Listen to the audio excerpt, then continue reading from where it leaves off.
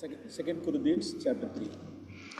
2 കൊരിന്ത്യർ 3-ാം അധ്യായം 18-ാമത്തെ വാക്യം. എന്നാൽ മൂടുപടം നീങ്ങിയ മുഖത്ത് കർത്താവിൻ്റെ തേജസ്സിനെ കണ്ണാടി പോലെ പ്രതിബിംബിക്കുന്നവരായി നാം എല്ലാവരും ആത്മാവാകുന്ന കർത്താവിൻ്റെ ദാനമായി തേജസ്സിന്മേൽ തേജസ് പ്രാപിച്ച് അതേ പ്രതിമയായി രൂപാന്തരപ്പെടുന്നു. നമുക്ക് വേഴ്സ് 18ல അൺവെയിൽഡ് ഫേസ് அப்படின்னு വാസിக்கிறோம். ഇവിടെ നാം ഈ 18-ാമത്തെ വാക്യത്തിൽ അവിടെ മൂടുപടം നീങ്ങിയ മുഖത്ത് എന്ന് നാം വായിക്കുന്നു. തിരந்த മുഖമായി നാം കർത്തരുടെ മഹിമയെ നാം കാണാൻ முடியும். മൂടുപടം നീങ്ങി ആ തുറന്ന ഒരു മുഖമായി കർത്താവിന്റെ തേജസ്സിനെ നമുക്ക് കാണുവാനായിട്ട് കഴിയും. பரிசுத்த ஆவியானவர் நமக்கு இயேசு கிறிஸ்துனுடைய மகிமையை காண்பிக்கவும் செய்கிறார். அந்த மகிமைக்கு ஒப்பாக நம்ம டிரான்ஸ்ஃபார்ம் பண்ணவும் செய்கிறார். പരിശുദ്ധാത്മാവ് യേശുവിന്റെ മഹത്വം നമ്മെ വചനങ്ങളിലൂടെ കാണിക്കുക മാത്രമല്ല ആ മഹത്വത്തിലേക്ക് നമ്മെ രൂപാന്തരപ്പെടുത്തുകയും ചെയ്യുന്നു. പരിശുദ്ധ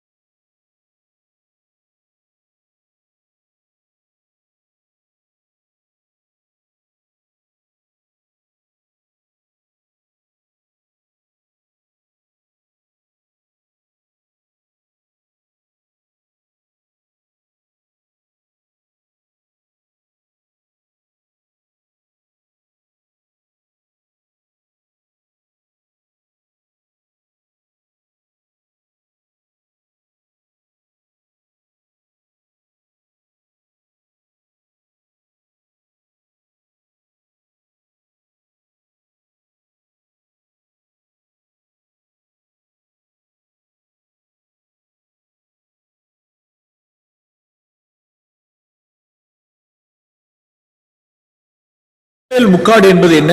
അല്ലെങ്കിൽ ഹൃദയത്തിൽ മൂടുപടമിടുക എന്നാൽ എന്താണ്? വേഴ്സ് ചാപ്റ്റർ 4 വേഴ്സ് 2ல വാസിக்கிறோம். അവിടെ 4-ാം അധ്യായം 2-ാമത്തെ വാക്യത്തിൽ നാം വായിക്കുന്നു. அந்த முகமூடி போட்டுக்கொண்டு அந்த முகத்தை மூடிக்கொண்டு வெட்கமான അന്തരംഗ കാര്യങ്ങളെ செய்வது. ആ ഒരു മുഖത്ത് മൂടുപടമിട്ട് മുഖം മൂടിക്കൊണ്ട് ലജ്ജാകരമായ രഹസ്യങ്ങൾ ചെയ്യുന്നു. അല്ല തന്ത്രമായി നടക്കരുത്, അല്ലെങ്കിൽ ഉപായം പ്രയോഗിക്കുന്നു, அல்லது വേദവചനങ്ങളെ പുരട്ടിക്കൊണ്ട് നടക്കരുത്, അല്ലെങ്കിൽ അവിടെ ദൈവവചനത്തിൽ കൂട്ടുചേർക്കുന്നു, அல்லது മനസാക്ഷിക്ക് വിരോധമായി നടപ്പത്, അല്ലെങ്കിൽ മനസാക്ഷിക്ക് വിരോധമായി പ്രവർത്തിക്കുന്നു. യെസ്, ഇതാണ് 2ാം വചനത്തിൽ വാസിക്കുന്നത്. 2-ാം വാക്യത്തിൽ നാം വായിക്കുന്നത് ഇതൊക്കെയാണ്. മുക്കാട് പോട്ടിരിക്കുന്നവരുടെ வாழ்க்கை இதுதான். ഈ മൂടുപടമിട്ടിരിക്കുന്ന ആളുകളുടെ ജീവിതം ഇപ്രകാരമാണ്. ஆனால் சண்டே வரும்பொழுது அவர்களுக்கு ஒரு முக்காடு இருக்கும். அது ഞായറാഴ്ച വരുമ്പോ ഒരു മൂടുപടമിട്ടാണ് വരിക. ஃபார்ம் ஆஃப் காட்லினஸ், ഭക്തിയുടെ ഒരു വേഷം. அந்த அந்த முக்காடுக்கு பின்னால் அவர்கள் எப்படி இருப்பார்கள் என்றால் അന്തരംഗമായി വെക്കமான കാര്യങ്ങൾ നടപ്പിക്കുന്നവர்கள். എന്നാൽ ഈ മൂടുപടത്തിന്റെ പുറകിൽ എന്താണ്? ലജ്ജാകരമായ രഹസ്യങ്ങൾ. ഫോർ എക്സാമ്പിൾ, ഉദാഹരണത്തിന് തன்னுடைய മனைവിയെ ഹാർഡാ ട്രീറ്റ് பண்றவங்களா இருக்காங்க. ഭാര്യമാരോട് വളരെ കഠിനമായി പെരുമാറുന്ന ആളുകളുണ്ട്. കഠിനമായി നടത്തുகிறவர்கள், വളരെ കഠിനമായിട്ടാണ് അവർ പെരുമാറുന്നത്. കഠിനമായി വാർത്തകളെ പേസുகிறவர்கள், ഭാര്യയോട് വളരെ പരുഷമായിട്ടാണ് സംസാരിക്കുന്നത്. അല്പமான കാര്യങ്ങൾക്കെല്ലാം ഷൗട്ട് பண்ணுகிறவர்கள், ചെറിയ കാര്യങ്ങൾക്ക് പോലും ഒച്ച വെച്ച് ഭാര്യയോട് ദേഷ്യപ്പെടുന്നു. വീട്ടിലെ മனைவிக்கு கொஞ்சம் கூட இரக்கத்தை காண்பிக்காதவர்கள், വീട്ടിൽ ഭാര്യയോട് അല്പം പോലും കരുണ കാണിക്കാത്തവർ. ஆனால் സൺഡേ വരുമ്പൊழுது அவர்களுக்கு என்னன்னு தெரியாது, அவள்கிட்ட ஒரு முக்காடு இருக்கு. എന്നാൽ ഞായറാഴ്ച വരുമ്പോ അവരൊരു മൂടുപടം ഇട്ടാണ് വരുന്നത്. இந்த பிரதரா இப்படி. അപ്പൊ ഞായറാഴ്ച വന്ന് ഈ സഹോദരൻ ആളുകളോടൊക്കെ സംസാരിക്കുന്നത് കാണുമ്പോൾ ഈ സഹോദരനാണോ ഇവരാ இப்படி தான் മனைവി இப்படி ഹാർഡാ ട്രീറ്റ് பண்ணுவாரு, ഇങ്ങനെ വീട്ടിൽ ഭാര്യയോട് ഇത്ര കഠിനമായിട്ട് പെരുമാറുന്ന ഒരു സഹോദരനാണോ ഇത്? ചില സഹോദരികൾ എന്നിടത്തിൽ അഴുതിരിക്കാங்க. ചില സഹോദരിമാര് എന്റെ മുമ്പിൽ വന്നവര് കരഞ്ഞ കാര്യം ഞാൻ ഓർക്കുന്നു. என்னுடைய மனைவியோடு கூட இருக்கிறப்ப ஒரு சில மனைவிகள் அழுதிருக்காங்க. ഞാനും ഭാര്യയും ഇരിക്കുമ്പോൾ അവരുടെ പ്രശ്നങ്ങളുമായിട്ട് വന്ന് സംസാരിക്കുന്ന സമയത്ത് അവർ കരയുന്നത് ഞാൻ കണ്ടിട്ടുണ്ട്. ബ്രദർ, ഞാൻ சொன்னேன்னு சொல்லிடாதீங்க. സഹോദര, ഞാൻ പറഞ്ഞു എന്ന് ഭർത്താവിനോട് പറയല്ലേ. வாயில வர்ற வார்த்தையெல்லாம் தகாத வார்த்தைகள். താൻ വായ തുറന്നാൽ സംസാരിക്കുന്ന വാക്കുകളൊക്കെ വളരെ മോശമായ വാക്കുകളാണ്. இவர்கள் ஞாயிற்றுக்கிழமை என்ன போட்டாங்கன்னா ஒரு முகமூடி போட்டுட்டு வராங்க. ഞായറാഴ്ച വരുമ്പോ ഒരു മൂടുപടമിട്ടാണ് വരുന്നത്. இதான் எக்ஸாம்பிள் அதுக்கு. ഇതിനൊരു ഉദാഹരണമാണ്. சில மனைவிமார்கள் புருஷனோடு கூட என்ன செய்வாங்கன்னா சதா ஃபைட்டிங் ஒய்ஃபாவே இருப்பாங்க. ചില ഭാര്യമാർ അവരെ ഭർത്താക്കന്മാരോട് എപ്പോഴും ഇങ്ങനെ പോരാടിക്കൊണ്ടേയിരിക്കും. சரிக்கு சரி பதிலுக்கு பதில் பேசுகிறவர்கள். അവര് ഒരു കാര്യത്തിന് അതിന് അതുപോലെ തിരിച്ച് അടിക്കുന്നവരും തിരിച്ച് മറുപടി പറയുന്നവരാണ്. ஆனால் சண்டே சர்ச்சுக்கு வரும்பொழுது എന്നാൽ ഞായറാഴ്ച മീറ്റിങ്ങിന് വരുമ്പോഴോ ஒண்ணுமே தெரியாது. அவர் ஒரு முக்காடு இருக்கு. അവര് ഞായറാഴ്ച മീറ്റിങ്ങിന് വരുമ്പോ അവര് ഒന്നും മനസ്സിലാവുകയില്ല. തലയിൽ മാത്രമല്ല മുഖത്തും ഒരു മൂടുപടം ഇട്ടാണ് അവർ വരുന്നത്. இப்படிப்பட்டவர்களுக்கு பரிசுத்த ஆவியானவர் இயேசு கிறிஸ்துவினுடைய மகிமையை காண்பிக்க முடியாது. ഇങ്ങനെയുള്ളവർക്ക് പരിശുദ്ധാത്മാവിനെ യേശു ക്രിസ്തുവിന്റെ മഹത്വം കാണിക്കുവാനായിട്ട് കഴിയുകയില്ല. இன்னும் வெக்கமான அந்தரங்க காரியங்களும் வாசிக்கிறோம். ഇവിടെ വായിക്കുന്നത് ലജ്ജാകരമായ രഹസ്യങ്ങൾ എന്നാണ്. അന്തരംഗത്തിൽ സിനിമ பார்க்கிறவர்கள் இன்னும் ഇവിടെ പല ആളുകൾ രഹസ്യമായിട്ട് സിനിമ കാണുന്നു. இன்னும் அந்தரங்கத்தில் ஆபாசத்தை பார்க்கிறவர்கள் രഹസ്യമായിട്ട് അവര് അശ്ലീലമായ കാര്യങ്ങൾ അവര് രഹസ്യമായിട്ട് കാണുന്നു. വേലസ്ഥലത്തിൽ ഉണ്മയില്ലാത്തവர்கள், ജോലി സ്ഥലത്ത് അവര് സത്യസന്ധമായിട്ടല്ല പെരുമാറുന്നത്. മനസാക്ഷിയിൽ ഉണ്മയില്ലാത്തവர்கள், മനസാക്ഷിയിൽ സത്യം പുലർത്താത്തവർ, തന്ത്രമായി നടക്കുന്നവർ, വളരെ ഇവിടെ വായിക്കുന്നത് പോലെ അവർ വളരെ ഉപായം പ്രയോഗിക്കുന്നു. പണവിഷയത്തിൽ തന്ത്രമായി നടക്കുന്നവർ, പണത്തോടുള്ള ബന്ധത്തിൽ വളരെ ഉപായം പ്രയോഗിച്ച് ആണ് കാര്യങ്ങൾ ചെയ്യുന്നത്. ഒരു സഹോദരനെ ഞാൻ അറിവേൻ. സഹോദരൻ சொல்லப்பட்ட ഒരു ബിലീവർ, ഒരു വിശ്വാസിയെ ഞാൻ അറിവേൻ. ഒരു വിശ്വാസി എനിക്കറിയാം.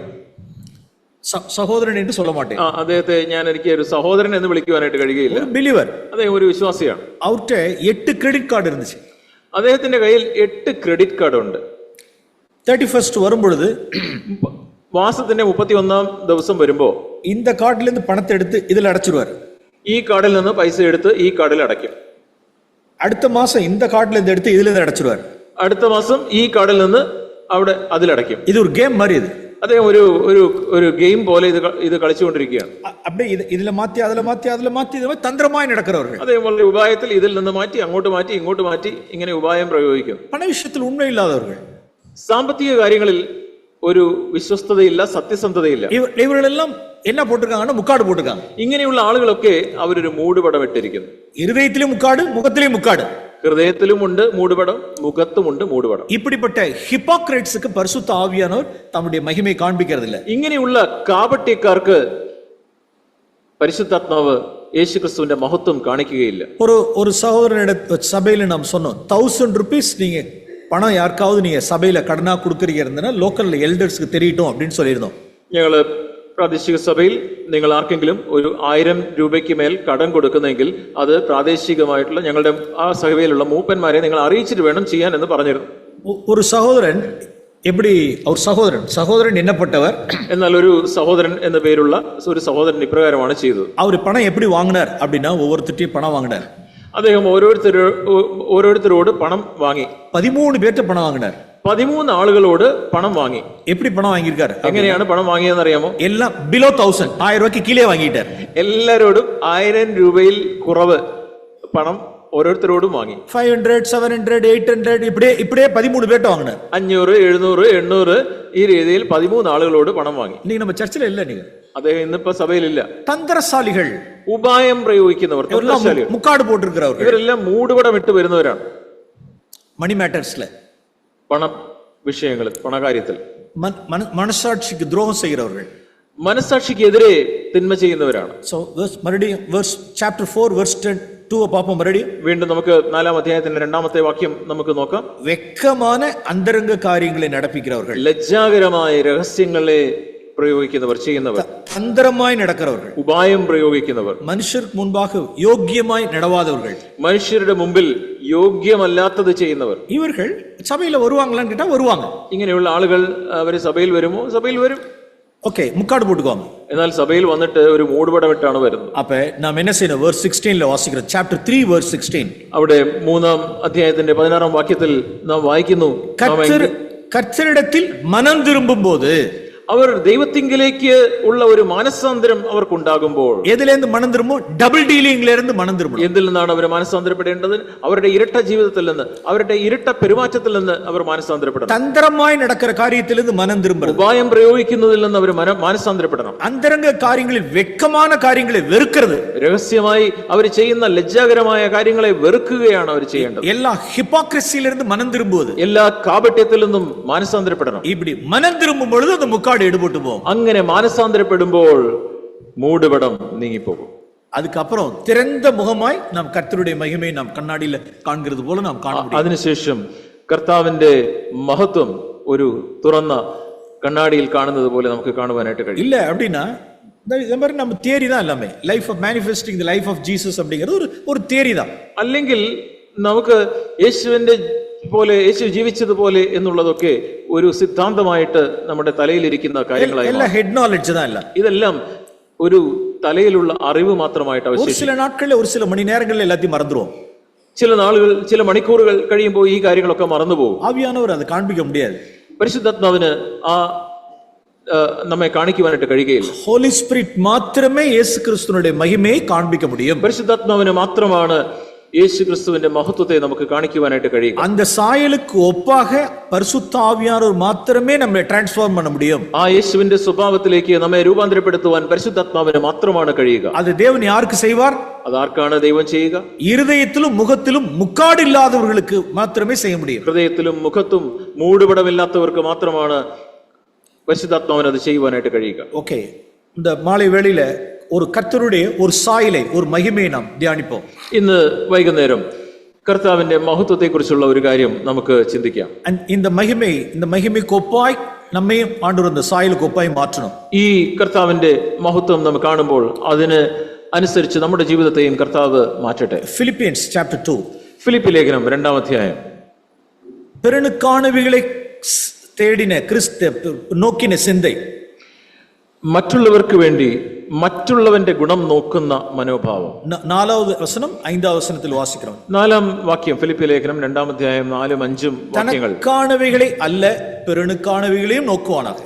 ഓരോരുത്തൻ സ്വന്തം ഗുണമല്ല മറ്റുള്ളവന്റെ ഗുണവും കൂടെ നോക്കണം. ക്രിസ്തു യേശുവിൽ ഇരുന്ന ചിന്തയെ ഉങ്ങളിലും ഇരുക്ക കടവുது. ക്രിസ്തു യേശുവിലുള്ള ഭാവം തന്നെ നിങ്ങളിലും ഉണ്ടായിരിക്കട്ടെ. ക്രിസ്തു തനക്കാണവകളെ തേടാതെപടിക്ക് പെരുണക്കാണവകളെ നോക്കണാർ. ക്രിസ്തു സ്വന്തം ഗുണം അന്വേഷിക്കാതെ മറ്റുള്ളവരുടെ ഗുണം അന്വേഷിച്ചുകൊണ്ടിരുന്നു. Praise the Lord. ദൈവത്തിന് സ്തോത്രം. എவ்வளவு ക്രിസ്തുവിന്റെ മഹിമ അത്. അതെത്ര ക്രിസ്തുവിന്റെ എത്ര മഹത്വമാണ്. இந்த சாயலை நாம் கிறிஸ்துவினிடத்தில் பார்த்து அந்த சாயலுக்கு ஒப்பாய் நாமளும் மாறணும்.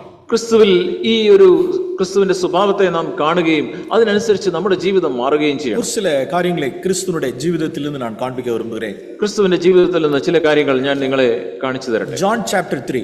യോഹന്നാൻ 3-ാം അധ്യായം. തനക്കാണதை തേടാതെപടിക്ക് പെരുണക്കാണവകളെ തേടേണ്ട ചിന്ത. സ്വന്തം ഗുണം നോക്കാതെ, തനിക്കുള്ളത് നോക്കാതെ മറ്റുള്ളവരുടെ ഗുണം നോക്കിയ യേശുവിന്റെ മനോഭാവം. Chapter 3 verse 1 വാസിക്കണം. 3-ാം അധ്യായം യോഹന്നാൻ 3-ാം അധ്യായം 1-ാമത്തെ വാക്യം. നിക്കോദോമു എன்கிறதான ഒരു പരിസയൻ இரவிலே ராக்காலத்தில் வந்தான் என்று வாசிக்கிறோம். അവിടെ നാം രാത്രിയിൽ യേശുവിന്റെ അടുക്കിലേക്ക് വന്ന നിക്കോദേമോസ് എന്നു പേരുള്ള ഒരു മനുഷ്യനെ കുറിച്ച് വായിക്കുന്നു. എത്ര മണിക്ക് വന്നാന്ന് തെരില്ല. എത്ര മണിക്കാണ് വന്നത് എന്ന് നമുക്കറിയില്ല. ഏൻ പകർക്കാലത്തിൽ വന്നിരിക്കലാമേ? എന്തുകൊണ്ട് അദ്ദേഹത്തിന് പകൽ വരാമായിരുന്നല്ലോ? എന്തുകൊണ്ടാണ് പകൽ വരാഞ്ഞത്? പകർക്കാലത്തിൽ വന്നിരുന്നാ അവൻ യൂതர்களுக்கு பயந்ததினால் ராக்காலத்தில் വന്നാ. അവന് യഹൂദന്മാരെ പേടിയായിരുന്നു, അതുകൊണ്ട് ആരും കാണാതെ രാത്രിയിൽ വന്നു. അവൻ ഏற்கனவே പരിസേയനാ ഇരുന്നபடினால் പരിസേയനുடைய സംഘത്തിற்கு பயந்து അവൻ രാത്രിയിൽ വന്നാ. അവൻ ഒരു പ്രമാണിയായിരുന്നു, അതുകൊണ്ട് തന്നെ ആ പ്രമാണിമാരുടെ സംഘത്തെ പേടിച്ച് അവൻ രാത്രിയിൽ വന്നു. അത് അവനുடைய കൺവീനിയൻസ്. അത് ഈ നിക്കോദേമോസിന്റെ ഒരു കൺവീനിയൻസ് ആണ്. അവൻ അപ്പോഴാണ് വരാൻ സൗകര്യം, അതിനനുസരിച്ച് അവൻ വന്നു. അപ്പൊ ജീസസിനുடைய കൺവീനിയൻസ്. എന്നാൽ യേശുവിന് അത് സൗകര്യമുള്ള ഒരു സമയമായിരുന്നോ? യേശുക്ക് എന്നാ കൺവീനിയൻസ്ங்கிறதெல்லாம் பார்க்கறதில்ல. യേശുവിന് എന്താണ് കൺവീനിയന്റ്, യേശുവിന് എന്താണ് സൗകര്യം, അതൊന്നും നോക്കുന്ന കാര്യമേ ഇല്ല. ആമാ, എന്നോട് കൺവീനിയൻസ് ലേറ്റ് നൈറ്റ്. എനിക്ക് ഇപ്പോൾ സൗകര്യമുള്ളത് രാത്രി വൈകി ഉള്ള സമയമാണ്. அந்த நேரத்தில் ആ സമയത്ത് പ്രിയമാനവர்களே, നമ്മെ പോലவே യേശു ക്രിസ്തു പാടുള്ള ഒരു മാംസത്തിൽ இருந்தார். പ്രിയമുള്ളവരെ, നമ്മെ പോലെ ഒരു കഷ്ടപ്പാടുള്ള ഒരു മാംസത്തിലാണ് യേശുവും ഉണ്ടായിരുന്നത്. പകർക്കാലത്തിൽ എவ்வளவு டிராவல் பண்ணாருன்னு தெரியல. പകൽ എത്രയധികം യാത്ര ചെയ്തു എന്നറിയില്ല, எவ்வளவு டயர்டா இருந்து பாரு தெரியல. എത്രമാത്രം ക്ഷീണിച്ചിട്ടുണ്ടായിരുന്നു എന്നറിയില്ല. ஓகே, இப்போ வந்து பார்த்தா யார் வந்துட்டா அப்படின்னா நிக்கோதேம் வந்துட்டார். ഇപ്പോൾ നോക്കിയപ്പോൾ രാത്രിയിൽ ഇതാ നിക്കോദേമസ് വന്നിരിക്കുന്നു. சில சமயங்கள்ல நமக்கு இந்த மாதிரி சோதனைகள்லாம் நமக்கு ஏற்படும். ചില സമയങ്ങളിൽ നമുക്കും ഇപ്രകാരമുള്ള പരീക്ഷകൾ വരാറുണ്ട്. லேட் நைட்ல 11 o'clock ஒரு 11:30 12 o'clock ஒரு கால் ஒன்று வரும். രാത്രി 11:30 12 മണി ആ സമയത്തൊക്കെ ഒരു ഫോൺ വിളി വരും. നാം அப்படி பார்க்கிறோம். ഫോണിൽ നമ്മൾ നോക്കും, கால் பண்ற நேரத்தை பத்தியா, എത്ര മണിക്കായി വിളിക്കുന്നത് നോക്കിയേ, இந்த டைம்ல கால் பண்றாங்க, ഈ സമയത്താണല്ലോ വിളിക്കുന്നത്. Praise Lord brother. അത് കഴിഞ്ഞിട്ട് കുറച്ചു നേരം ഇങ്ങനെയൊക്കെ പറഞ്ഞതിന് ശേഷം ഫോൺ എടുത്ത് ഹലോ പ്രൈസ് ലോർഡ് ബ്രദർ. ഡുബാക്കൂർ. ഇത് ഒരു നാടകമാണിത്. പക്ക ഹിപ്പോക്രൈറ്റ്. ഇതൊരു പക്ക കാപട്ടിക്കാരനാണ്. பார்த்த மாத்திரத்திலே நமக்கு ஒரு எரிச்சல் வர்றது. ഇത് ഫോൺ കോൾ കണ്ട് ആരാണ് വിളിക്കുന്നതെന്നൊക്കെ കണ്ടപ്പോൾ ഉള്ളിൽ ഒരു അസ്വസ്ഥതയാണ് ഉള്ളിൽ നിന്ന് പുറത്തേക്ക് വന്നത്. ലേറ്റ് നൈറ്റ് മിഡ് നൈറ്റ് പண்றாங்க பாரு. കണ്ടോ, 11:30 രാത്രി 12 മണിക്ക് ഈ മിഡ് നൈറ്റിലാണ് വിളിച്ചിരിക്കുന്നത്. இன்னும் சிலர்லாம் இருக்காங்க சைலண்ட்ல போட்டுறது. മറ്റ് ചില ആളുകളൊക്കെ അവര് ഫോൺ സൈലന്റ് മോഡിൽ വെച്ചേക്കും. இன்னும் சில பேர் சுவிட்ச் ஆஃப் பண்ணிடுறது. ചിലര് രാത്രി ആയാൽ പിന്നെ ഫോൺ അങ്ങ് സ്വിച്ച് ഓഫ് ആക്കും. நான் எந்த வகையிலையும் நான் வந்து எனக்கு இன்கன்வீனியன்ஸ் வந்துடக்கூடாது. എങ്ങനെയും എനിക്കൊരു അസൗകര്യം ഉണ്ടാവരുത്. சில பேர் லேட் நைட்டா கூட வீட்டுக்கு வருவாங்க. ചില സമയത്ത് ചിലര് രാത്രി വൈകി ചിലപ്പോൾ വീട്ടിൽ വന്നേക്കാം. பிரியமானவர்களே, நாம் கிறிஸ்துவை நாம் நோக்கி பார்க்கணும். പ്രിയമുള്ളവരെ, നാം ക്രിസ്തുവിനെ നാം നോക്കണം. அந்த இரவு சாக்ரிஃபைஸ்ல இருந்து வந்ததுதான் ஜான் சாப்டர் 3.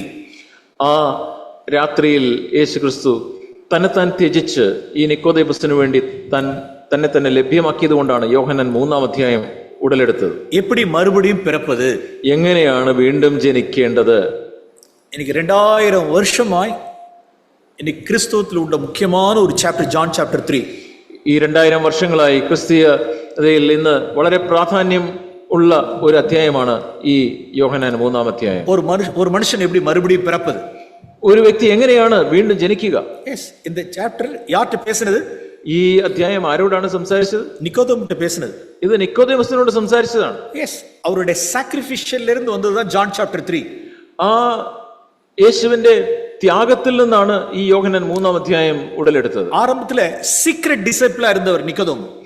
ഈ നിക്കോദേമോസ് ആരംഭിക്കുന്ന സമയത്ത് അവൻ ഒരു രഹസ്യ ശിഷ്യനായിരുന്നു. ഗോസ്പലോടെ എൻഡിൽ പാக்கிறோம், അവരും അരിമത്തിയ ഒരു ജോസഫും ജീസസിന്റെ ബോഡി എടുത്തിട്ട് പോறாங்க. എന്നാൽ സുവിശേഷത്തിന്റെ അവസാനങ്ങൾ നോക്കുക, ഈ നിക്കോദേമസും അരിമത്യക്കാരനായ യോസഫും ചേർന്നാണ് യേശുവിന്റെ ശരീരത്തെ അവിടെ നിന്ന് എടുത്തുകൊണ്ട് പോകുന്നത്. എപ്പടി that sacrificial night. ആ യോഹന്നാൻ 3-ാം അധ്യായത്തിൽ നാം കാണുന്ന ആ ത്യാഗമുള്ള ആ ഒരു യേശുവിന്റെ ത്യാഗം നിറഞ്ഞ ആ രാത്രിയിൽ നിന്ന് ഉടലെടുത്ത ഒരു ശിഷ്യൻ. അവർ തനക്കേ പ്രിയമായി നടക്കില്ല. തന്റെ സ്വന്തം കൺവീനിയൻസ്, തന്റെ സൗകര്യം, തന്റെ ഇഷ്ടം അനുസരിച്ചല്ല യേശു ക്രിസ്തു അവിടെ പ്രവർത്തിച്ചു. റോമൻസ് ചാപ്റ്റർ 15, റോമാലേഖനം 15-ാം അധ്യായം വേഴ്സ് 3 വാസിக்கிறோம். 15-ാം അധ്യായത്തിന്റെ 3-ാം വാക്യത്തിൽ നാം ഇങ്ങനെ വായിക്കുന്നു. ജീസസ് കുറിച്ചതാണ് വാർത്ത. ഇത് യേശു പറയുന്ന വാക്കുകൾ. റോമൻസ് 15 വേഴ്സ് 3, ക്രിസ്തു തമക്കേ പ്രിയമായി നടക്കവില്ലേ. യോഹന്നാൻ 15-ന്റെ 3-ാമത്തെ വാക്യത്തിന്റെ അവസാന ഭാഗം, ക്രിസ്തുവും തന്നിൽ തന്നെ പ്രസാദിച്ചില്ല. ஆனால் எப்படி நடந்தார்னா 2ஆம் வசனத்தில் வாசிக்கிறோம். അവിടെ 2-ാം വാക്യത്തിൽ നാം ഇങ്ങനെ വായിക്കുന്നു, നിക്കോദേമുക്ക് ഭക്തിവിരുത്തിക്ക് ഏതുവാக അവനുക്ക് നിക്കോദേമുക്ക് നന്മ ഉണ്ടാകുമ്പടി അവനുക്ക് പ്രിയമായി നടந்தார்.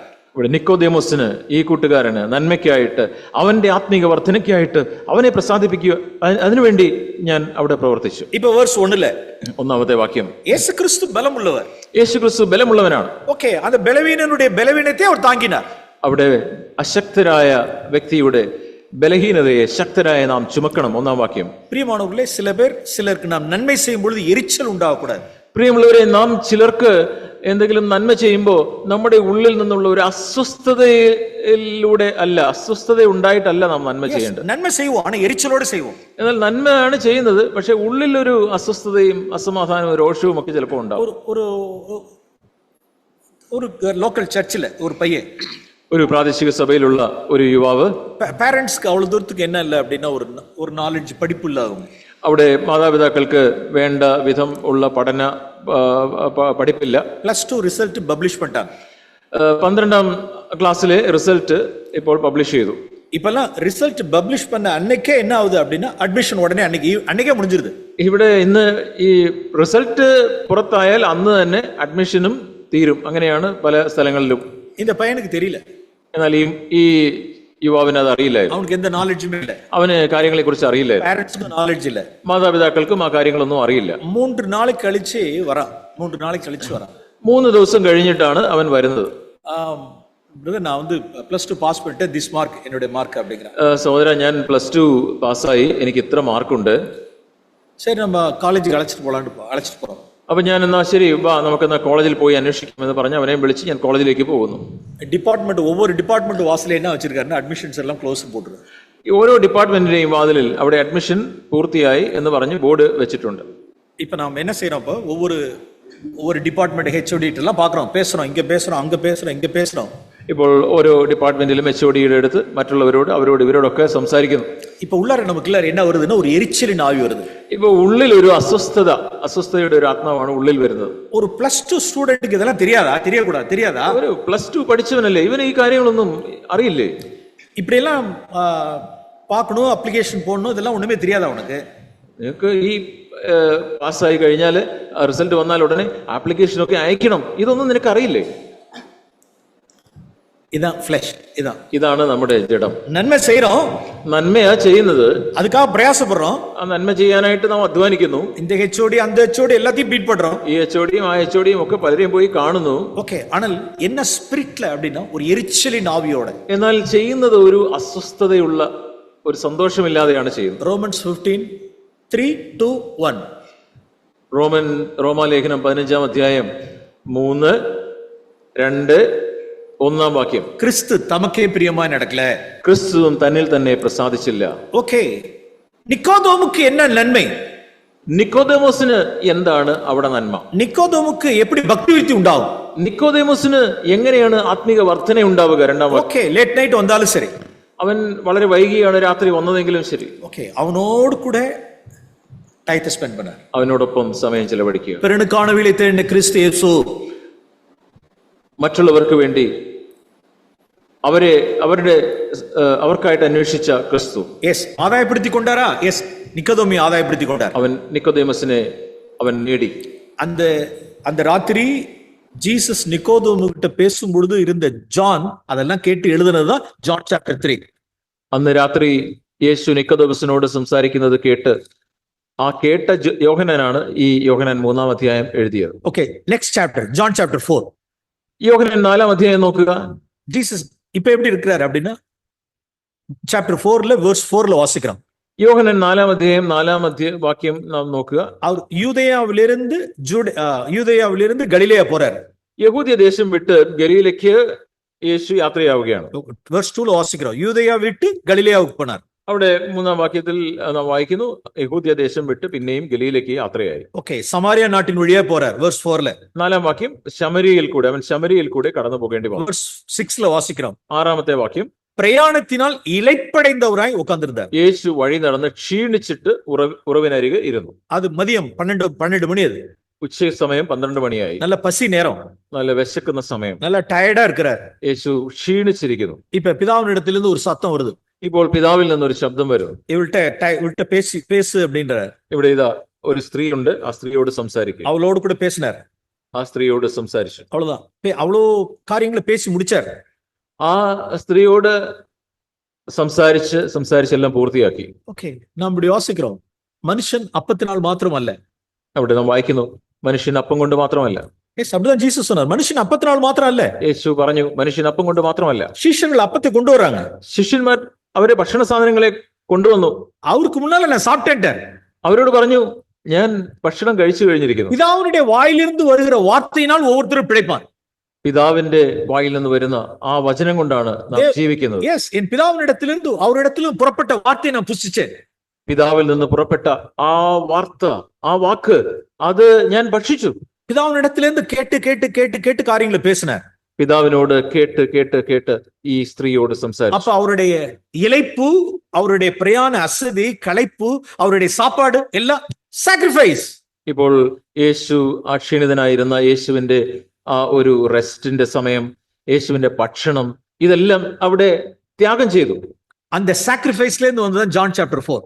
ആ ഒരു ത്യാഗത്തിൽ നിന്ന് ഉടലെടുത്തതാണ് യോഹന്നാൻ 4-ാം അധ്യായം. ட்ரூ வொர்ஷிப்பர்ஸ் அப்படிங்கறதான சாப்டர் எங்க இருக்குன்னா ஜான் சாப்டர் 4ல இருக்கு. യഥാർത്ഥ ആരാധകർ എന്നുള്ള ആ കാര്യം അത് യോഹന്നാൻ 4-ാം അധ്യായത്തിലാണുള്ളത്. தேவன் எப்படிப்பட்டவர்களை பிதா தேடுகிறார்ங்கறதான சத்தியத்தை இங்க தான் வாசிக்கிறோம். എങ്ങനെയുള്ളവരെയാണ് പിതാവ് അന്വേഷിക്കുന്നത് എന്നുള്ള സത്യം നാം യോഹന്നാൻ 4-ാം അധ്യായത്തിലാണ് വായിക്കുന്നത്.